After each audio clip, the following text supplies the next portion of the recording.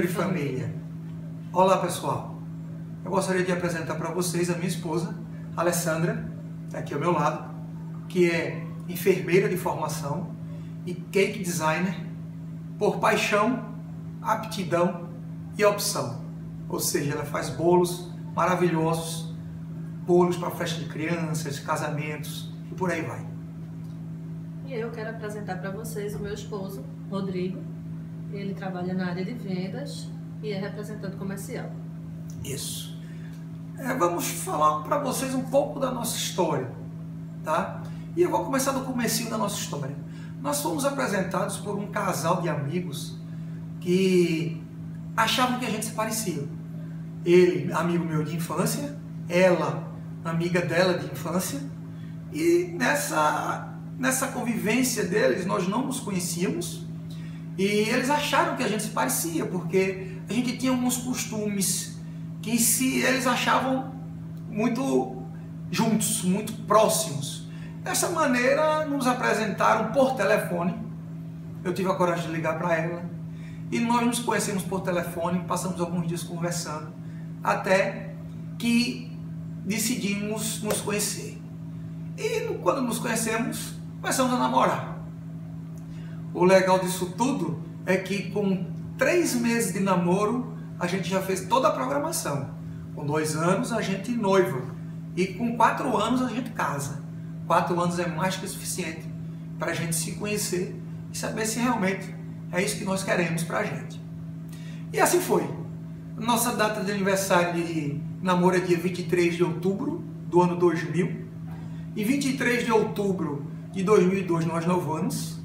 E em 23 de outubro de 2004 nós casamos. Isso tudo com 3 meses de relacionamento a gente disse que ia acontecer. E nos casamos, foi uma festa maravilhosa, uma festa grande, família grande, minha família é muito grande, a família dela é tão grande quanto, se não for maior. E nessa festa que nós conseguimos lotar a igreja, acho que 600 pessoas, foram 600 pessoas nós fizemos na festa, tivemos dificuldade de achar uma igreja que coubesse essa quantidade de pessoas aqui em Recife. Nós somos aqui de Recife. O que acontece? Foi uma festa maravilhosa, tudo mais, mas nesse meio de campo aconteceu uma coisa. Quando nós estávamos fazendo os exames pré-nupciais, eu quando estava fazendo o meu exame, que recebi o exame, fiquei chocado, porque no meu exame acusou azospermia. E azospermia, por conceito, é ausência de esperma. E o normal é ter o quê? 20 milhões? Isso. 20 milhões aproximadamente. O meu tinha, nesse exame, deu 5 unidades imóveis. Então, nesses parâmetros, isso é considerado azospermia. E, logicamente, eu desconfiei do que se tratava, mas era da área de saúde, né? Eu disse, caramba, como é que eu vou falar isso? Porque é bronca. Detalhe, a um dia do casamento. Faltava um dia para a gente se casar quando eu recebi o resultado desse exame. E aí foi quando eu liguei para ela. E aí a gente, semana pré-casamento, vocês sabem que é um corre-corre, resolvemos fazer muitas coisas de última hora e ajeita, vai atrás de vestido, enfim. Corre-corre de noiva, como sempre. E eu no meu corre-corre, ele me liga, eu estava dirigindo, parei o carro para atendê-lo e ele veio me falar sobre o resultado do exame e disse para mim que deu azospermia, me perguntou se era o que ele estava pensando que era e eu disse que era. E aí ele me perguntou se eu estava disposta a abrir mão do meu maior sonho, que era ser mãe. Quem me conhece de toda a vida sabe que eu sonhei a vida inteira com a maternidade. Sempre gostei de criança, sempre gostei de cuidar de criança e por isso ele fez essa pergunta. Na hora, eu confesso que Papai do Céu respondeu comigo, porque como humana que sou, na minha fragilidade, eu acho que eu não saberia respondê-lo tão bem como eu respondi. Disse para ele que se Deus colocou ele na minha vida, é porque ele tinha um propósito para nós. E que eu o amava e não seria esse o motivo que iria me separar dele. Que a gente iria se casar, iríamos juntos buscar pela nossa felicidade. Passou-se o tempo, né, inicial de casamento e lua de mel, os primeiros anos.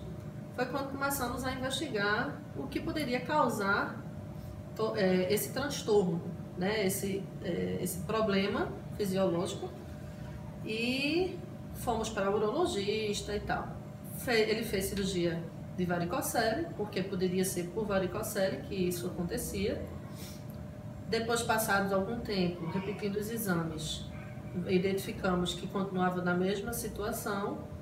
Chegamos aí para uma clínica de reprodução assistida, para saber quais eram as nossas opções, nossas possibilidades.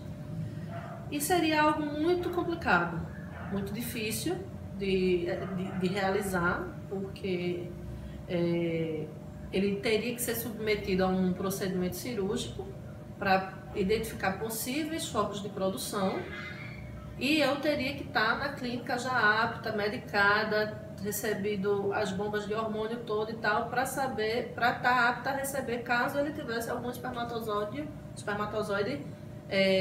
que fosse apto, né?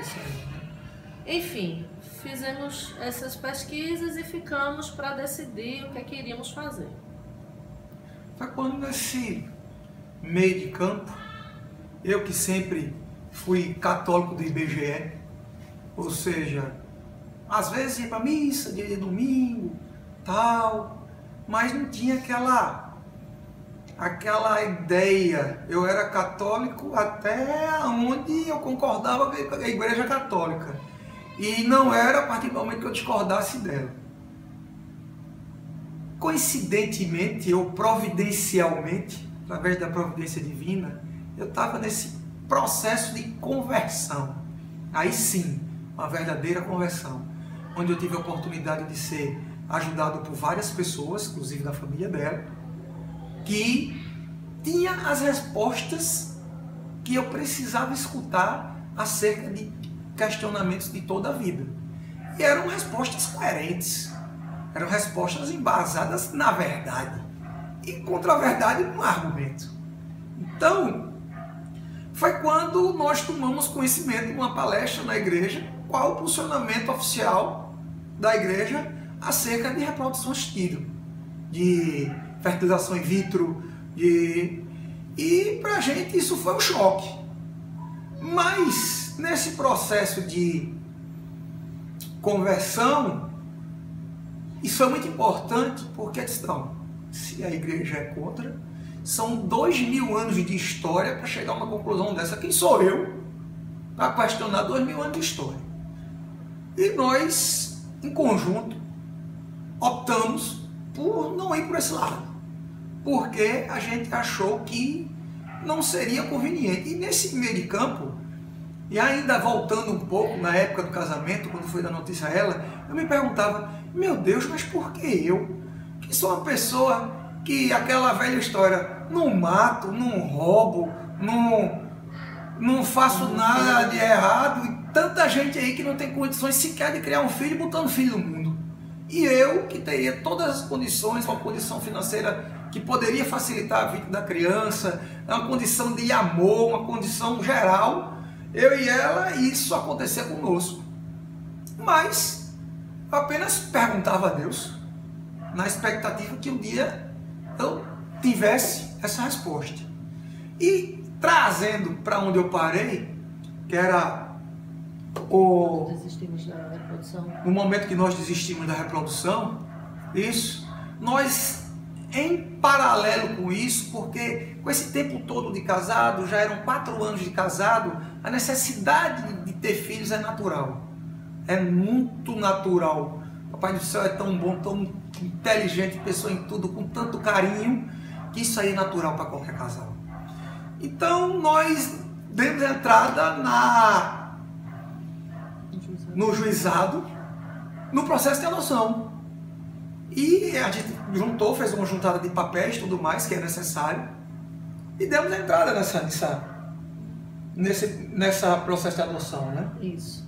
E enquanto esperávamos a adoção surgir, né, surgiu uma nova ideia que foi a respeito de adoção de embriões. Exatamente, essas pessoas que se submetem à reprodução assistida, que fazem fertilização in vitro, é conhecido da grande maioria das pessoas que sobra muito embrião, né? Sobra muito embrião. E fica naquele impasse, descarta, não descarta, congela, mantém congelado. Vai para pesquisa. Enfim. Existem algumas pessoas que não se sentem bem em descartar, nem manter congelado, nem conceder para pesquisa. E doam os seus embriões para adoção. Isso é comum fora do Brasil, mas é uma coisa que não é tão comum aqui no nosso país. Eu fui pesquisar muito a respeito e só encontrei 2 lugares que era feito, que era Goiânia e São Paulo. Tive muita dificuldade de ter acesso às clínicas de São Paulo e fui em busca de clínicas em Goiânia. Fui muito bem recebida e começamos a investigar como que seria isso. Em contrapartida, para que a gente não fosse contra o que a igreja nos coloca, nós marcamos uma audiência com o nosso bispo, que na época era Dom José Cardoso, uma figura assim maravilhosa, que nos encantou, uma figura apaixonante, e fomos conversar com ele sobre esse assunto. Me permite interromper. Foi uma cena que me marcou profundamente, porque Dom José Cardoso Sobrinho, tido aqui, sai na imprensa pernambucana e nacional como aquela pessoa rígida, séria. Gente, pessoalmente, é um doce de pessoa, fã incondicional de Santa Teresinha. Falou diversos momentos, sorriu, contou piada, e nós ali conhecemos um Dom José que nós não conhecíamos através da mídia, que nós não conhecíamos através até mesmo de algumas missas que tivemos a oportunidade de participar com ele celebrando. Foi uma experiência muito rica, muito rica. E aí, conversando com ele sobre o assunto da adoção de embriões, ele ficou um pouco confuso, e eu disse: se o senhor me permite dar uma aula de biologia para o senhor? Ele disse: pode me ensinar, meu filho. E aí eu fui explicar como todo o processo de fecundação acontece e tal, e explicando para ele o que acontecia, fui falar qual era a situação. E aí ele disse: agora eu entendi. Bom, eu não tenho resposta para isso.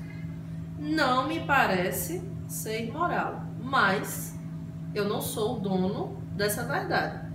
Eu vou consultar o Vaticano e mando a resposta para vocês, ou mando chamar vocês aqui, mas vocês vão receber a resposta se vocês podem dar andamento ou não com esse tratamento.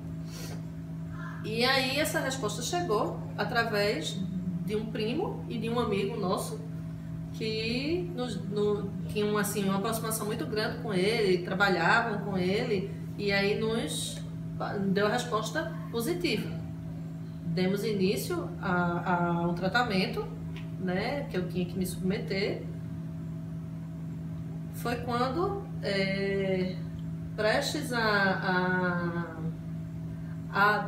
tomar a segunda medicação, que eu tomei uma primeira medicação e eu tinha que tomar uma segunda medicação. E essa segunda medicação tinha que ser no segundo ou terceiro dia do ciclo menstrual. O meu segundo e terceiro dia do ciclo seria domingo ou segunda. E na sexta-feira, às 5 horas da tarde, o telefone toca e recebemos a ligação do juizado dizendo que tinha uma criança para nós. O engraçado é que essa ligação aconteceu no momento que a gente estava programado para uma coisa totalmente diferente, que como ainda estava sendo estudado pelo Vaticano a adoção de embriões, ainda não, isso aí não tinha um posicionamento oficial, mas até então era permitido. O que é que acontece? Com essa ligação que nós recebemos, foi um detalhe muito interessante, porque quando a gente faz a juntada dos papéis no juizado, a gente precisa depois, o juiz, ao analisar toda a papelada, dizer: não, vocês estão aptos para adotar filhos. E quando a gente recebeu essa documentação do oficial de justiça dizendo que a gente estaria apto, esse período, até o momento da ligação que nós recebemos, que tinha uma criança para a gente conhecer, foram exatos 9 meses. Ou seja, o tempo de uma gestação. O tempo perfeito de uma gestação. Nesse meio de campo, a gente ficou... E agora? Vamos dar entrada no tratamento? Ou vamos conhecer a criança? A única coisa que eu dizia era o seguinte: se nós formos conhecer essa criança, não importa, a gente traz para casa. Porque se a gente está querendo isso, a gente tem que ir atrás. E realmente fomos. Fomos e conhecemos uma criança de 3 meses de idade, um bebê totalmente dependente. Conhecemos um dia, no outro dia ele estava na nossa casa. É verdade. O João Guilherme. Então, o João Guilherme chegou para colorir a nossa vida, E o engraçado de tudo isso foi o seguinte: que com o tempo ela se acostumando tudo mais com a criança, aquela dificuldade de dormir, o bebezinho de 3 meses, né, acordava a cada 2 horas para comer e tal, ela teve todos os sintomas de uma depressão pós-parto, mas sintomas clássicos. Pensei que nunca mais ia ser feliz na minha vida. Mesmo, chorava 24 horas, se eu tivesse acordada. Mesmo sem ter gerado, ela teve todos esses sintomas. Então, João Guilherme completou muito a nossa família e a nossa vida, porque isso nos ajudou demais. E é engraçado que quando a gente tem filho, a gente começa a pensar o tempo todo para filhos. Mas não parou aí não, porque o nosso processo de adoção, eu continuei aberto, porque a gente, no comecinho, disse que tinha interesse de adotar mais de um filho, né? E nós recebemos uma ligação dizendo que tinha outro menino. E recebemos outra ligação que tinha outro menino. Na terceira ligação a gente disse: ó, gente, a gente já adotou um menino. Agora a gente queria adotar uma menina. E com pouco tempo, mais uma vez. Aproximadamente 6 meses.